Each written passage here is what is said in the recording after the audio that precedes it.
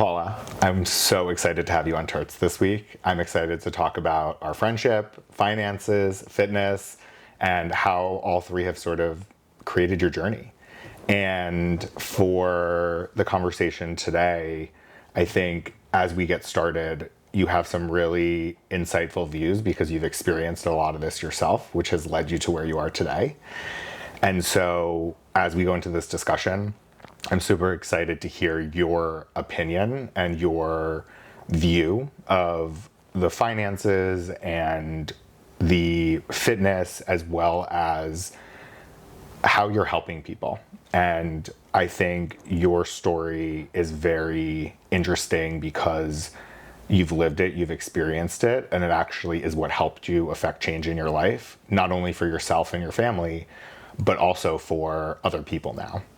I want to take it back to the beginning because you started at Equinox almost 15 years ago. How did you get into fitness? Yeah, well, I was a broke college student. Honestly, I grew up as a dancer, and I always find that when I'm feeling stressed or overwhelmed, like going back to the passions or the things that make you just disconnect was so important to me. And I had met a few instructors, one in particular that taught dance. And he was like, oh, I can get you into this club. I'm like, how much? And he goes, no, I can get you on the guest list. And I took a class, and I immediately just like fell in love with the culture. And I loved the people that took the class, and I started talking to the girls in the shop. And that's literally how I got into Equinox. I was like, how could I can't afford this, but how could I be in this environment? And I started working the front desk and the shop. And in return for that, you got a membership. So you had access to the club, and I'm like, sign me up, sure. So that's literally how I got started. I think it's very interesting that you took the class, fell in love with an unbelievably expensive gym, and you wanted to figure out a way to continue to work out and utilize the facilities for your mental health, and also understood that you needed a path to do that. And so I know that you started in the shop and front desk, but you also moved into sales because when we met, you were moving back from Boston as a membership advisor up there to being a membership advisor in New York City. So what was the transition from working at the front desk in the shop into sales? Yeah. Going from dance to sales is quite the transition. I know. You're going to hear a lot of transitions. So during that time of being in the shop and the front desk, I was getting my master's in education. And I think I was in a place where I was trying to make my parents happy with, doing a job that was really reputable and, become a lawyer, become a teacher. And I was just trying to find my way. So when I graduated from my master's program, I couldn't find a job teaching. So I knew that this part-time gig, which turned into a little bit of a full-time role, but not enough to make ends meet, I knew that I needed to progress in my career, and I was offered an opportunity to become a membership advisor. And I think what was really interesting was I already had a lot of those connections with the community or the member base. So it really felt like such a natural next step. I already felt really comfortable in that environment and had a lot of members that I already built relationships with. So it was just kind of like a no-brainer. It just sort of happened in a way in which I'm like, yes, this feels right. And I think the relationships that you built have definitely proven themselves time and time again. And I know that as you transitioned into what you're doing now in sort of a finance capacity, those relationships are so important. And I definitely want to get to that. I want to go back a step because you said something about finishing your master's degree. And the thing that resonated with me is it sounded as if you were trying to fit yourself into a mold that your parents wanted for you. How did you even decide to get a master's in education? Yeah, so undergrad, I did pre-law and business. So I did a dual major. I came out with a paralegal cert. My parents really wanted me to go to law school, and I love to talk. I think I'm good at like negotiating and, getting my way when I need to. You are very good at that because I know how you sell, so I can confirm. I think I liked the idea of what a lawyer could be. But when it came down to financially, like just understanding how expensive it is and just knowing that you graduate from college, you graduate from law school, and then you have these insane student loans. I think the anxiety of that, and I just think it was at a point in maybe the legal profession, or at least the people that I was around, a lot of my friends that were a little bit ahead of me were getting out of law school and having a hard time finding jobs. So they were becoming paralegals just, to get maybe experience or get into a law firm and grow or get a connection that leads to another connection. So I'm just like, wait, but I already have that. So it just something almost felt like I was stuck. Like how you said, I was just trying to force myself into this place that I just didn't feel like I was meant to be. And what made you feel forced into that place? You love dance. You love working out. Yeah. Where was the pressure coming from? That's a great question. I think, as a dancer, like I'm super stocky and short, right? So I was very limited on having a career. I couldn't be a rockette. I couldn't be a ballerina. And I knew that. And honestly, I didn't know that there was an opportunity to get into fitness at that time. I think it was just, we're so conditioned to go to school and go and do something. And both of my parents are educated. They both have PhDs. So I think it was just what felt like I was just supposed to do that. So I didn't even explore what another possibility could be. But I think that that's what happens in life is I walked into a gym one day, I took a class, and I've been there ever since. Yep. So it just takes one decision, one connection, one class to realize that there's a whole other world out there, It was your interrupter. It caught your attention. Yeah, for sure. And so in sales at Equinox, you built all these relationships. You were successful. You moved to different clubs. And obviously you have an education background. So what prompted you to transition from sales to teaching classes? Yeah, great question. I always took classes, and I, became that front row person and just loved being in the environment. I think it was the closest feeling to being back to a dancer, right? And being in that room where you're feeding off of everybody's energy. And one day someone was just asked me, they said, "Oh, do you teach?" And I'm like, "Oh, no, I just take class." And it was just that question of like, why don't I? I mean, I love this. I enjoy it. I think I'm good at it. And I have an education background. Like, it almost was like something just like fell from the sky and hit me so hard, Yeah. And I'm like, why don't I? And from there, I just started asking questions like, how did instructors get into things? Or how did what would I need to do? Like, what certifications, what experience? And I just started asking people what their, how they got into it. And that's what happened. And what's interesting is in sales at Equinox, we were very, very heavily commission based. I mean, you could not live on the base salary that we were paid. Correct. And so over the course of many years of selling, you've built relationships, you were getting referrals, and that's a big part of the way the Equinox membership advisor sales role works. As you transition to classes, there is a certain number of classes you can teach a week, but as a brand new instructor, I'm sure you weren't getting as many classes as you could fit into your schedule. How did you take that leap of faith in that moment to say, I'm going to leave a sales role and I'm going to start teaching classes and I'm going to take a big leap in what you were making to follow that dream of what you felt passionate about? Yeah, so I built my class schedule simultaneously through working a real full-time job. So there's a lot of opportunity to sub, and I think in many points in my life, I think I spread myself really thin, and I was taking anything I could. I was teaching super early morning, going to my traditional, let's say 9 to 5, or with us, it was, 8-hour days, 9-hour days.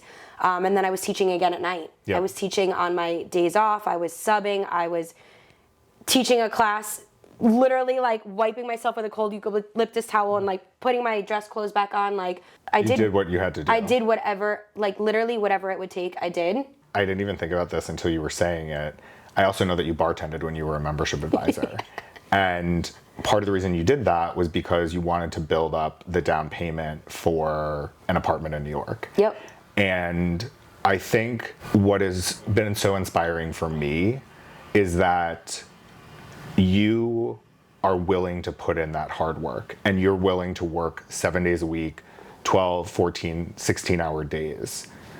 How, in those moments where you're in that transition period between the sales role and going full-time with classes, were you able to find the space to breathe and not drive yourself into the ground? Yeah, that's something I always work on. I don't think I had that ability at that moment in time. One thing I try to do is anytime I feel like I'm starting to get really run down or starting to feel sick, like a cold, whatever, I try to take a day off. I try to just take that day and disconnect and sleep as much as I can. And I think it just comes to a point where you're like, I know that this is necessary. Like if I go one more day at this pace, I'm going to be out of commission for a week. Yeah. You have to learn as you get older. You learn a little bit about yourself. And I think finding moments where if you can get to a place where a few times a week you're finding an hour for you, whether it's a workout class, reading a book, I love going by the water. Mm-hmm. If you can find those moments where you can just breathe and disconnect, you're able to accomplish so much more. Like you have so much more capacity mm-hmm. than getting to this place where like I am forced to take this break. Yeah. I think that is a really good point. And what I would say to anyone who is looking to make a change in their life and they know they're going to have to put in the hard work and almost work double time and take a step back to take a step forward, I almost want to double down on what you said. And I think it's not even once a week necessarily, but I think even when you got Sammy, just taking Sammy for a walk was a break for you. Totally. And even though that isn't necessarily the same as taking a day off, sleeping all day, it's finding the little moments that allow you to rest, but truly rest. Totally. As you taught classes, you hit the capacity in your schedule. And I can say that because I was there. I know you. You transitioned into management. Yeah. What was the impetus for that transition to management? I think a few things. I felt a little homeless from an Equinox perspective because I was traveling to so many locations, which is great because you have exposure to a lot of different people, mm-hmm. a lot of different demographics, a lot of different energy, which is nice. I think it keeps things fresh. But I miss the feeling of having like a team or a home base. Mm-hmm. So again, natural progression for me was understanding what am I missing from this current role? What do I miss or what could I recreate from something that I enjoyed in a past life or a past role? And that's really where this position at the time really bridged such a good synergy of bouncing around a little bit, having a little bit of that excitement or not feeling so methodical in your day, mm-hmm. but yet having a home base where you have a team and you have your members that you see every week. Yep. So I just missed people walking by the office and saying hi, you know, that I knew their name, they knew my name, I knew their kids' names. I missed a little bit of that. Yeah. As someone who's now fully in a role where you're working for yourself, finding the collaboration time, whether it's with a friend or in this case you went back to a club to manage the club but still taught classes, I think that is so important to remember that for you, you need to connect with people. And it can't just be teaching a class and then having 15 minutes to go 15 blocks and teach another class. Yes. And I love that was the impetus of your transition into management. As we head towards the next chapter of your career, you loved what you were doing and you're still teaching classes to this day. What was the impetus to transition out of teaching classes now full time and move into a role that is even more commission based? Yeah, I think a couple of things.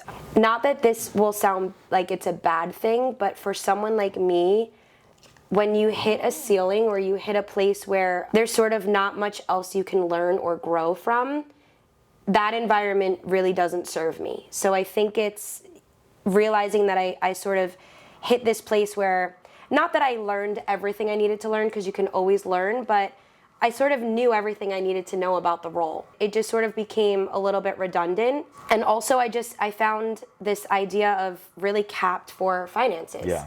This was all I was gonna make forever, you know? Excuse you, sir. Come here, Sammy. There you go, you wanna go to Charlie?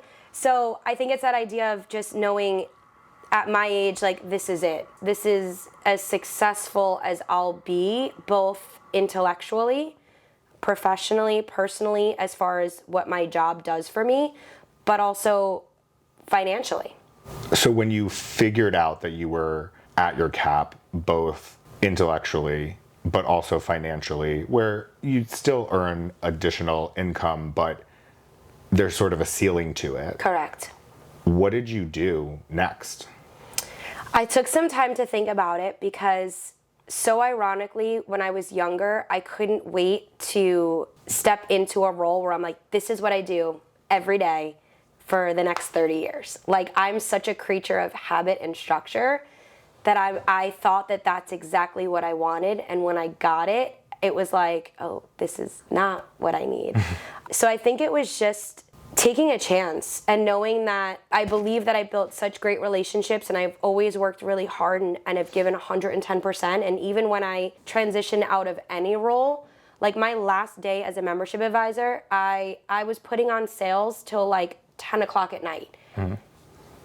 For no other reason than I'm like, I'm gonna keep going because I still have these people that wanna join and this still counts for me, my team, and I wanted to leave on a positive note. I didn't want to be that employee that was like, I gave him my 2 weeks and I'm just going to do nothing. This is great. Like it's just not ever been my nature. Yep. I really just took a little bit of a step back and said, what's next? Mm-hmm. And it was really the first time in my life where I didn't have a plan. Mm-hmm. I just opened my mind up to, I'm ready to explore what's to come. And I want to open my mind to a possibility of there being another outlet or another outcome, and that's what I did. And in that process, what did you do to understand your finances, what you needed, where you could possibly go? That's a very scary thing, to realize I need to make a big change. Where did you turn? I had a lot of conversations with my parents. They were both business owners for many years. I reached out to friends that have their own businesses, and I also reconnected with a really good friend of mine. His name is Joey, and he's actually my financial advisor and my family's financial advisor. And I think I sort of, what felt like, if you can picture like this beautiful garden with like all of these plants like perfectly positioned, I just went in one day and just ripped everything up and was like, I just want to put these all back in a different way. Like, that's really what I felt like I had done, is I just completely unraveled everything that was consistent in my life and was like, it felt a little bit like rock bottom, but now that I'm on the other side of it, it wasn't. I was expanding. Mm-hmm. I wasn't failing, but at the time it felt like so much stress and failure and that moment of backwards to go forward. But when you go through it, and you realize that sometimes you have to create space for what's to come, the best way to describe it is I just expanded. Yeah. It's like I rebuilt a bigger garden with more in it. I don't know if that makes sense or that will resonate. I love that analogy of, you didn't tear out the garden, you tore it up so you could make it bigger. And I know that in that process that you had to really get a good understanding because you have responsibilities and you wanted to make sure that you were covered. And when you were thinking about what was going to happen next, how did you even begin to create a plan for making a change in your life? Honestly, Charlie, it was the first time in my life where I didn't have a plan. And that's really scary because I'm someone that plans everything and I need structure. I think it was a definition of insanity for me. Like, it was keep doing what you do and you expect a different result. I think I had to really become vulnerable and really sort of strip down and go, you're not going to have every answer today. You're not going to have all of this figured out today, but follow the path that feels really scary and really unknown because you've never done that, and just see where it takes you. When you got to the point where you realized, I have to make a change, and I also need to make sure that I'm financially secure, who did you turn to for advice? Yeah, a few people, and one in particular. So I definitely reached out to my parents right away as former business owners. I have a few very close friends that also own their own businesses. And I reached out to a dear friend named Joey, who is actually my financial advisor and my family's advisor. And he owns his own agency or runs his own agency. So in addition to me really taking the time to understand my financial situation and what do I need to do to prepare for this next step or long-term step, he was just a really great resource for a lot of different things. Being on, not a traditional salary, not a traditional job, not a 9-to-5. He really goes out and gets his own clients and gets his own referrals and builds his own teams. And that's a little scary. So I wanted to understand what that life was like.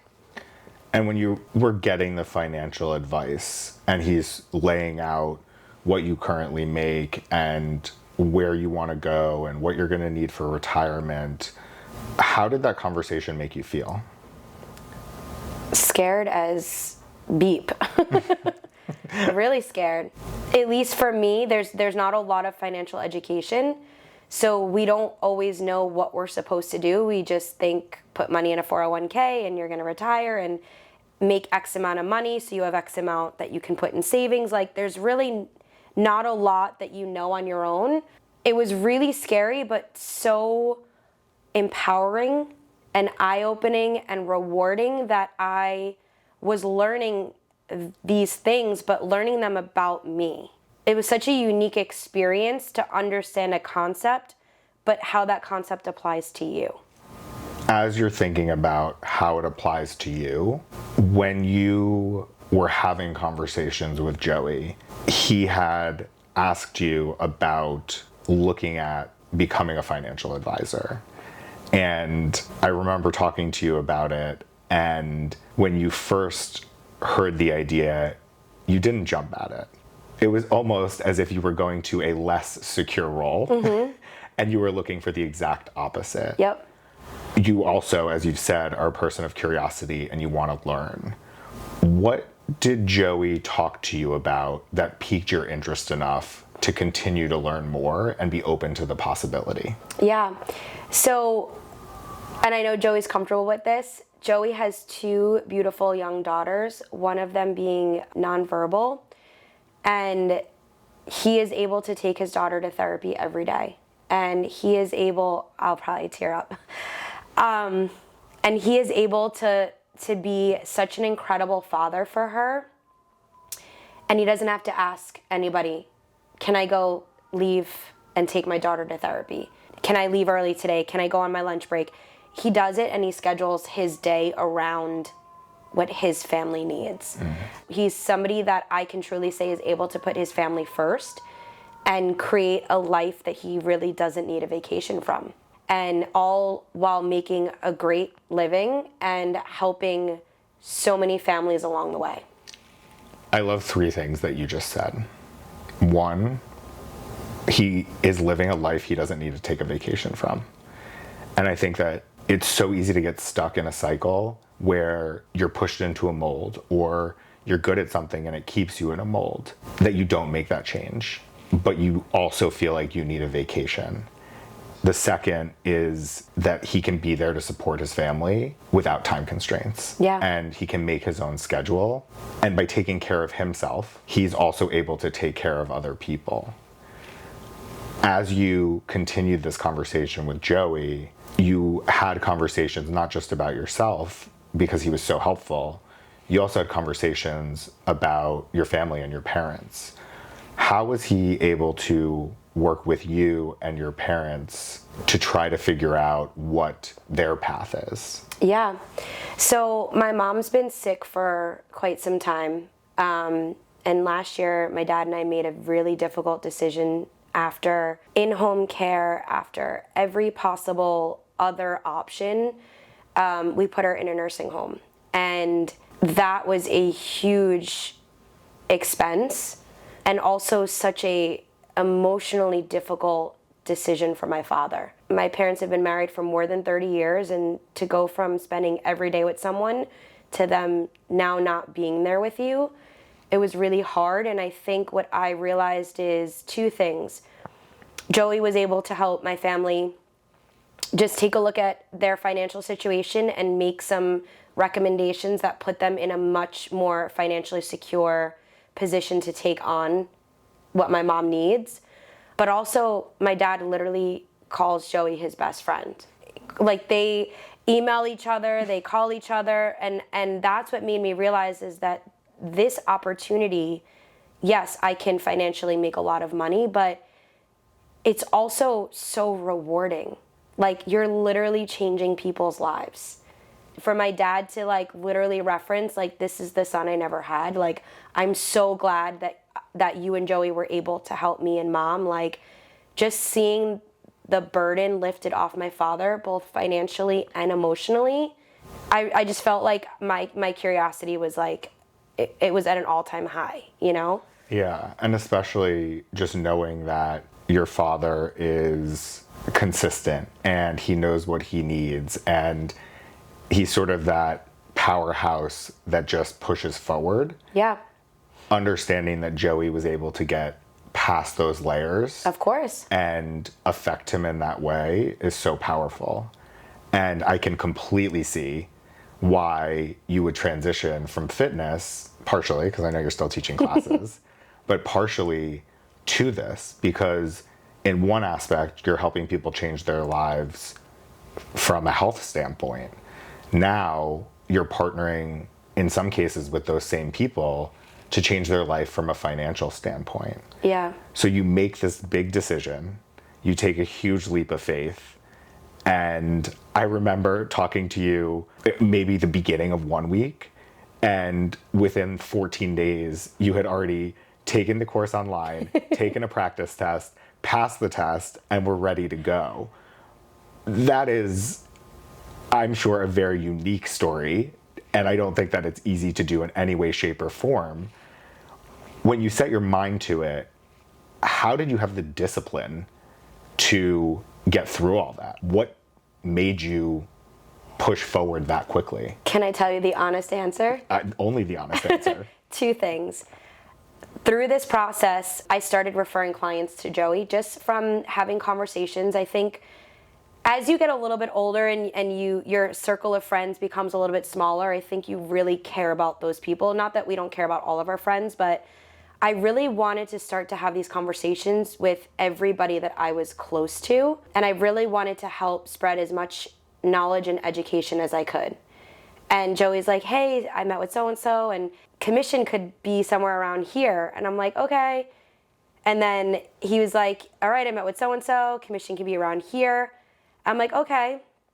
And then when we started helping my father, and I saw my father cry for the first time, because he was so overwhelmed and then so relieved all in like 1 week, I was like, there is no other option. I need to do this. And I needed to do it because it was the first time in my life that I felt like I had everything that I wanted in far as a checklist. I'm able to find a career that inspires me. I'm never done learning because there's so much to learn. There's so many new products that come out. There's so many unique situations. So my fuel for learning something new will be there. I'm changing people's lives. Everything that I wanted to feel whole and feel secure and feel like I found my purpose was there. So it was just do it. Sit down and just go through every chapter, pass this test because that's the only thing that's preventing you from doing this. There are so many things there that I think are so important, but I have to stop for a second and go to one very specific thing. What did it feel like to see your father cry for the first time, both from relief and feeling secure and that he had a path forward? Yeah, I mean, my dad has never asked for help. My parents worked 3 jobs each at one point to build their first home from the ground up. Their work ethic and their like, just do whatever it takes mentality, I think is the reason why I'm the way I am today. But to just see someone that you love so much feel so helpless, number one, because they're so emotionally depleted and they're so scared about seeing this huge number per month that they're like, oh my God, if I times that by a year, it's this much. Oh my God, in 5 years, I'm gonna run out of money. Like, that's literally the conversations I was having with my father. And I'm like, Dad, we're gonna figure it out, stay calm. And just knowing that I had Joey or this industry or these resources where I was able to make all of that go away, I don't know that I have words. It was so overwhelming for me. It was like I wanted to laugh and cry all at the same time. Yeah. Yeah. Has that changed your relationship with your father since? I think we've had the best relationship we've ever had. And I think, forget helping him, it's the fact that our lines of communication are so much more open. It's beautiful Yeah. to think that as you grow and there's a relief from him, he's able to open up more. Yeah. And with the difficulty of your mom's illness and really being able to confide in each other in a new way, I mean, it's choking me up a little because even from my own experience of finding new communication lines with my mom, I think that what's so important about that, and was for my mom, but I'm hearing from you too, is that there's underlying reasons people are the way that they are. How are you taking all the skills that you've learned in the 15 years you've been at Equinox and adding them to this new education and skill set that you have? Yeah, I think anytime I feel scared, and trust me, there have been weeks where I've cried. The what the fuck am I doing Oh my God, moment? I almost quit 6 times. I mean, but it's so silly. I tell myself, Paula, if you can stand in front of a room of 50 people, you can do this. I remember not passing my first audition at Equinox. It was like, I'm not taking no for an answer. And I would take as many classes as I could, and I would record classes. I would ask instructors, can I just like audio record? I want to hear what you say. I want to understand how you give this cue and how people follow. And I did that, what felt like every second of every day. And I just remind myself that it's often just repeating those small habits and patterns, even though it's a completely different career and industry, and it's going to require a completely different version of you. It's the fundamentals of I can't take my eye off the prize. Yeah. There's 2 things that you said that I loved. One is you used a completely different experience to give you the confidence for this one, and that you took every opportunity to shadow and listen and make a small improvement, and those small improvements helped you build that foundation. Yeah. As you've been in this industry for 4 months and you're talking to all of these different people who may be starting their career, halfway through their career, looking to retire, they don't know what they don't know, what is the biggest takeaway that you've had from those conversations as an overarching, this is what makes me so passionate about this? Understanding that I can't just hear one thing that they say. I'll give you an example. I just got $10,000 from an inheritance. What do I do with it? There are a million things, and I can just say, do this. It's asking more and more questions. Tell me more about where you see your life in 5 years. Is there a dream that you've had? Maybe that's to buy a property or to have a wedding or to put your kids through school. It's constantly asking and getting to know those people on a personal level before you make the financial recommendation. A lot of these decisions shouldn't be about me as the expert telling you what to do.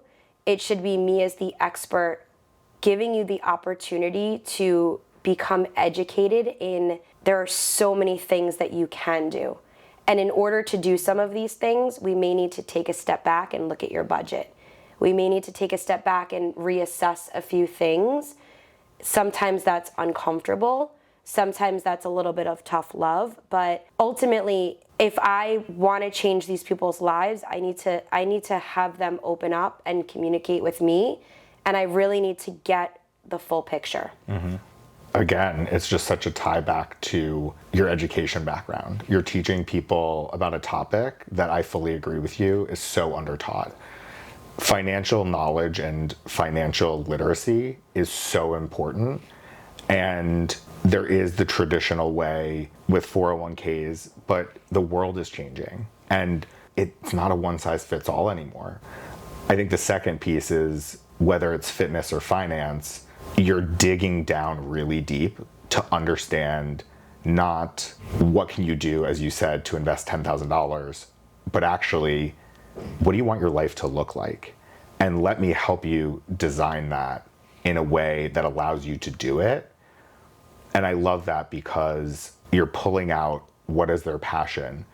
Back to Joey, being able to be there for his family and support them on his timetable, not someone else's. Or living a life, again, back to the passion, that he doesn't feel like he needs to take a vacation from. And I think being able to give that to people is such a gift. And hearing you say it, I fully understand why you've jumped in head first. And it's not just because that's what you do and you're a hard worker, but I can only imagine, based on what you've said, that it's meaningful, but on a whole different level.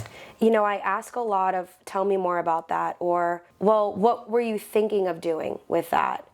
I've seen husband and wife's communication become better, or husband and husband or wife and wife communication become, more open around finances, where maybe in the past you hear, oh, they take care of it. And I think you should want to have those conversations, or it makes life so much easier when you can have those conversations. Yeah. And finances are very difficult to talk about. Absolutely. So the lines of communication being opened up can really change someone's life. Yeah. So when you got started and you were helping people, that was very rewarding. You still, however, have had many moments, as you've shared, where you wanted to give up and wanted to quit. How did you push through that to be able to still be in this business? Because it's so challenging to get started. Yeah, two things. Have a really good mentor or a really good support system. And when you are feeling overwhelmed, scared, feeling like everything that could go wrong has gone wrong and then some, reach out to that one person that's going to help you take a step back and know that that's just part of the process. The second thing that I've really come to terms with is oftentimes when we get to a place in our life, our career or a relationship or certain part of our life where we feel like we've hit that wall, oftentimes that feeling of being stuck is what people think, okay, this is the time that I'm supposed to quit. This is it. I hit the end of the road. And it's actually not. That's the point where you really need to make critical decisions and really go back to your why you're doing this. And you have to break through that wall, because that's you expanding and that's you getting to that next level or becoming that next person. And it's often gonna feel like, I can't push through this. Like, this is too much. It's easier to quit. And that's the moment that you just go one more day, one more step forward. And you're gonna see it's not an obstacle. It's literally just breaking through that door that now leads you to, oh my God, there's so much on the other side of that. I love that image of going back to your why to push you through the wall, because I think so many times we put ourselves in positions where we don't believe we are doing what we're doing. Yeah. What is your why that keeps you going in this role? Understanding that I am not only creating a better life for me, but there's not a day that goes by that I don't call somebody or talk to them in person and try to like push through this crusade of like, there's so much education that people are missing from this industry. Just so many things that we don't know that could literally change people's lives. Recently, I helped a client that's in her mid-20s, and I'm like, my God, if somebody came to me at that age, I'd be a millionaire now. Like, you know, and it's to me, like, that's where I'm like, I didn't get the opportunity, or that didn't happen to me, but I want to make sure that everybody that I know has that opportunity, whether they're in their 20s, their 30s, their 40s, their 50s, beyond. It's never too late. Yes, it's a little bit better to start earlier, but it's never too late, and there's always a way to improve. And who's to say that at 50 years old or at 60 years old, you can't create the life that you've always imagined? Like, It's possible. It's possible. I love that. As you think to the future, what does the next 8 months look like for you? I want to help as many families as I can, and I want to build my own agency. I want to be able to teach other people how to do what I'm doing. Isn't it funny that it all comes back to teaching?